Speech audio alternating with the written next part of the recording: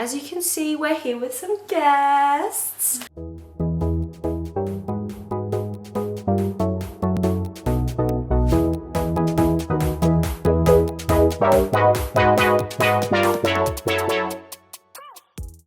Welcome back to our channel, guys. Happy New Year. Welcome to 2023. I hope you have a good year ahead. As you can see, we're here with some guests. We're just going to be chatting to you about our year on team. We did team together, but you'll hear a little bit more about that later. Hi, I'm Rachel. I did team with Nat in 2019, same sisterhood. Oh, and Auntie, of course. Yeah. And since then, I've become an MGL.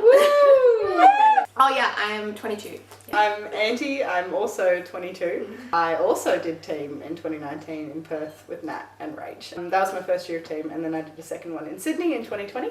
But I started off with these girls, and I'm currently working for YMT, which is awesome, and I'm studying high school teaching as well, which is pretty cool. So we have a few pre-prepared questions that we want to just chat about, but we also put on our Instagram, if you didn't go follow us. Yeah, for you guys to just ask us some questions. So should we start with those? Yeah. Yeah, let's do it. How did so much goodness fit into one team, Bernadette? Don't know. That's so cute. Don't know. MGL sisters, what's Rachel's fave two colours? Blue and purple.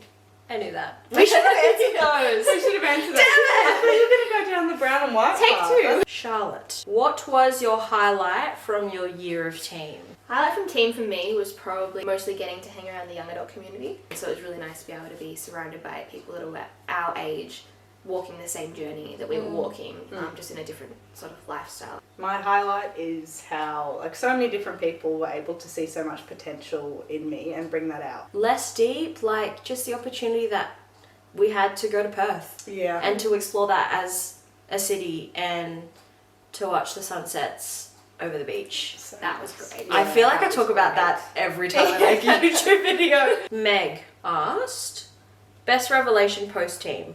What graces did you see from your 2019 year playing out in your 2022 year? Wow. That's a good question, Meg. This 2022 being my first year of MGL, I saw a lot of sisterhood dynamics being played out. 2019, our year of team, was my first ever experience of sisterhood. There were a lot of milestones in, I guess, the vulnerability and the, even just learning that to relate to other women and share a life together, and you're doing the same things but you're going through it differently. I think I got a lot of experience from that in our sisterhood, bringing the fruits from how that all played out into sisterhood in MGL life. I think for me, a big grace from the year that I still see playing out is just a real assurance in that God has everything, it's going to be okay. This is a huge thing to sacrifice everything to come onto a year of mission. He's not going to leave me high and dry. I'm really grateful for that grace, that having once or a couple times dropped my nets in a really radical way, that has really instilled me with a lot of courage to know that I can continue to do that time and time again. I don't know if this is a revelation, but I think on my year of team, God started to do a real deep work within me. I think I'm still really connected to that part of me, which I'm so grateful for, because I think He's given me this gift of self-awareness that I use literally every single day. It's something that I've found that I think started on my year of team. Joshua, describe your year in 3 words. Chaotic. Yeah. Beautiful. I think in the visual sense, and I think in the emotional and spiritual sense as well. Oh. That's nice. That is nice. Everything. Yeah. Challenging. A lot of people use challenging, but I have to put it in there. I also want to use chaotic because I think it was just we could true. really share that. Yeah. I think our brothers would also agree. I also want to use life-giving. I was going to say hard, but you already did the other same one. thing. Yeah, hard. Very similar. Yeah. Very similar. Yeah. I think my first word is revealing. It was very revealing of just like myself, like parts that I hadn't discovered about myself yet, but also about God. Like, I think just really blessed. It was just really hot all the time in Perth. It was. It was hot all the time. I was waiting for you to say chaotic. Same. It rained like, I come from Melbourne, so it rained like 4 days the whole year in 2019. It rained more than that. No, I counted. Yeah, it was. If it not did much. rain more, we were either away Asleep. or inside on a ministry day. It's pretty dry out there. It's pretty dry out there. Someone asked if the Sydney team, because I think this is a Sydney school, are going back to Mater Day in Camden. We would love to. We'd love to see you guys again. Jennifer asked, how did your time on YMT affect your life afterwards? A little bit similar to post-team revelation vibe. I had only just had my conversion to the faith just before going on team. And so... And you were like 18 when you... And I was 18, Yeah. but it was so immersed in growing in your relationship with God and prayer. All the things that basically set you up to live your life as a practicing Catholic. So it definitely changed my life. If you've only had one conversion moment or one moment where you're like, yes, God is real and I want to do something about this, spending a whole year getting into that routine of actually living that out, Yeah. it just sets you up for the rest of your life. You reckon team affected your decision to join the MGLs? Inadvertently, yes. I didn't realise the direct impact at the time, but that moment of like God placing that calling on my heart happened immediately after team. I think everything that I went through on my year of team set me up to actually be able to be open to hear that. Because if I hadn't gone through that immense amount of growth in that short period of time, Yeah. I would definitely not have been ready to hear him ask that of me, and I definitely would have just been like, nope, turning around, going the other way. That is so crazy to think about. Yeah, what I love is on one of our household nights, we built this blanket fort in front of the TV. It was amazing. It was amazing. And I remember Nat asked each of us, like, where do you see yourself in 5 years? And I just don't think any of us would have expected to be where we are right now. I really couldn't have seen all the graces and the blessings and the good things coming out in my life and all the open doors coming from that one yes that I did make. It's just beautiful. Yeah, isn't that so crazy? Like, we're just some strangers. We know each other at all. We met at Startup, which is the like first training you do before you go out and like do ministry in your year.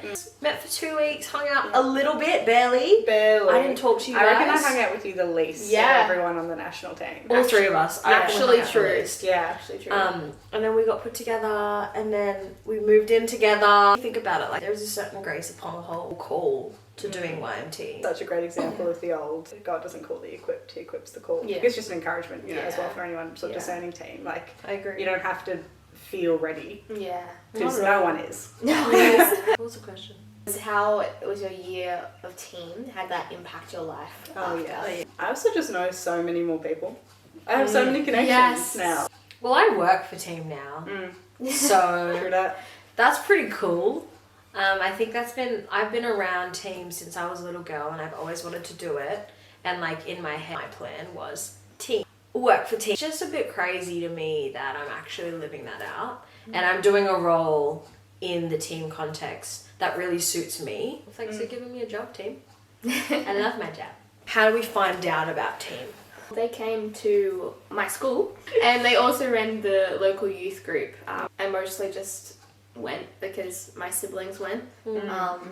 But then it was at that youth group camp that I had my conversion, and so that was why I was like, yep, I want to do this. As I said before, I grew up with them. I'm part of a Catholic community called the Disciples of Jesus Covenant Community.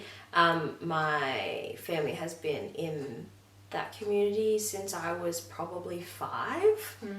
And Youth Mission Team is a work out of that community. So is the MGLs, a work out of that community. I did a year of mission with the Missionaries of God's Love Sisters for a year. And then, God transformed my heart, and I had a real desire to do youth ministry. And team offered that. And they do a very good job at ministering to young people. It's professional, it's engaging, it's dynamic, and they train you up really well. And I think that's what I liked most about team. It's an extended version of that question. Mine was also a sibling situation. My 2 older sisters ended up doing YMT. My first sister did YMT, and she was placed back in Melbourne, so we had the team around a lot.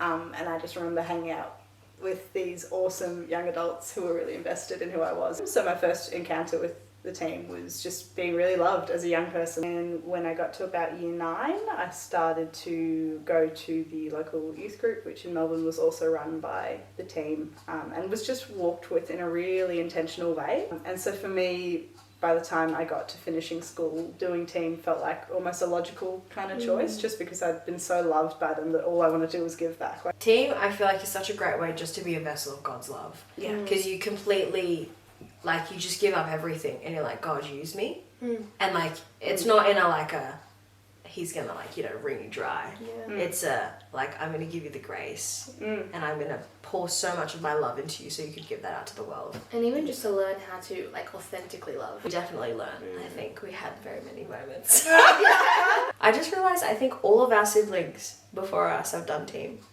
That's true. Yes. 2? Yeah, 2? 3. 3! Yeah. We'll talk about a challenge in our team and how we've overcome that. Mine was the same then as it was now, which is the struggle of living an intense lifestyle with significant health issues. Specifically, it falls under the memory category as well, because there was just this one time where we were on a country trip and my health... I can't believe you're talking about it. I ended up in the hospital. It was okay.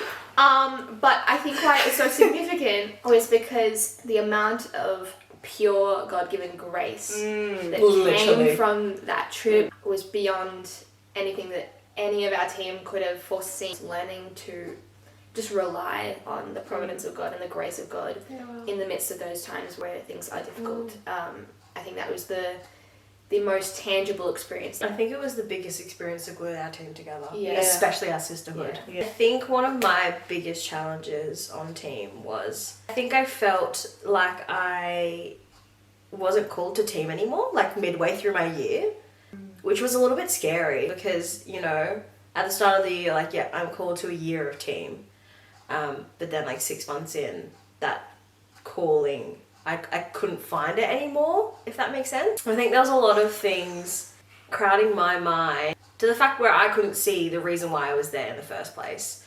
And to the reason why God called me there in the first place. We have a training at the start, in the middle, and at the end of the year. I think the thing that got me over the line to, I think, continuing the rest of my year and to me finding my calling again was that training in the middle and just talking to people about what was going on within me. And just voicing my thoughts and my concerns and my internal conversation. Definitely was like, God, do you want me to stay? Do you want me to leave?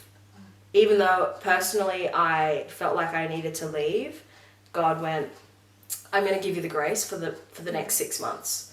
And this is going to be a real fruitful time for you. It was hard though. Yeah, it's big, eh? Yeah, because I remember, like, after training, I was like to these girls, bro, I nearly left. I nearly bailed. Over dinner. Yeah. And I think we couldn't have got through the last 6 months without... All 3 of us. Yeah, without all 3 of us. Yeah, I think one of, like, generally the bigger challenges on team, and certainly one that I experienced, is being tempted to think that I was, like, alone, either in what I was feeling or an experience that I had. Like, each year on team is so unique that it's really easy to get into the mindset of no one understands. Like, no one gets my challenges. One of the biggest challenges is fighting that I'm alone in this thought pattern. If your calling is to be on a team, then of course, like, the temptation is going to be feeling alone. Yeah, so true. Yeah, So true. the issue is not talking about it. And so it was a really big step for me across my year to just talk about how I was going. Because once you bring things into the light, like, they don't have any hold over you anymore. And Because the truth becomes prevalent. Yeah, exactly. Let's talk about your favourite ministry experience. It was this extremely vivid memory that has been the most vivid memory that has remained with me since leaving team. There was this young girl. Somehow we just, like, connected. Every moment that I had the chance to chat with her, she kept looking up at me like, why do you want to chat with me? Or, like, why are you taking the time to be with me when there's, like, so many other people? Like, to be honest, the whole day, I didn't really catch on. I was kind of like, is she looking at me because she wants me to leave her alone? Or, like, am I annoying her in any way? But by the recess break, the second break of the day, she came up to me and she actually just started sharing, like, about her life and what she'd been through and opening up. And I was just incredibly, like, just moved by it because it was the first experience that I had of like, this is why I'm on team. In Perth, YMT don't run a youth group, a organisation called 24/7 do, and we have the opportunity to visit those youth groups. Like we do a lot of ministry. We run camps, we visit youth groups, we will run school ministry days, we run retreats sometimes. And I think the youth groups were my favourite place in ministry, because we visit youth groups like multiple times, so I was able to make connections throughout the whole year with specific people. Till this day, I like go back to Perth and I still visit them, and like we still like are able to keep connected, which is really beautiful. Iceland camps were pretty lit too. I think in Perth they go off. I'm not gonna lie. Yeah. I haven't been to a Melbourne Iceland camp. I've been to a Sydney one, but what I love about them all is that, because I've been to all them all, is that they've all got like a different charisma. Flavour. They've all got a different flavour to them, and none are better, like none are worse. They're all just different because the group of people are different and the culture's different, and it's all exactly what those young people need. My fave ministry moment was probably towards the end of the year. Actually, I was leading an all-girls day, and it was sort of my first time really properly leading a full program throughout the whole year, and it was just a really nice culmination for me of like, look at where my leadership has come, like doing something that I could not have done at the start of the year. And I just remember the girls were so much fun. They were responding really well to things that I wasn't expecting. After the first session, I just shared a little bit from my life during that session, pretty lightly, nothing too deep. But this girl just came up to me and she was like, thank you so much for sharing, like that changed my life. Like you just spoke right into what I'm experiencing at the moment. And a really nice reminder of God is working exactly as he wants to, like in every part of this day. every single part. Love it. Well, I think that was our last question. Thanks so much for watching, guys. It's been really fun to have other people in this frame, and not just me. Don't forget to like, comment and subscribe. If you feel like there's the calling on your heart to YMT, or if it's something that you're interested in discerning, or even just having a conversation about, just reach out to us. There's no harm in having a conversation, particularly if anything that we spoke about today really resonates with you, or speaks to some kind of desire within you. Say yes to the call. Say yes to the call, baby. Because it truly is a year that changes your life. And your relationship with God, if that's something you want to grow deeper with. Each teamie as well needs about 10 sponsors, is that right? 10 sponsors to just help us financially provide for them. So if that's something you are interested in, again, don't forget to contact us.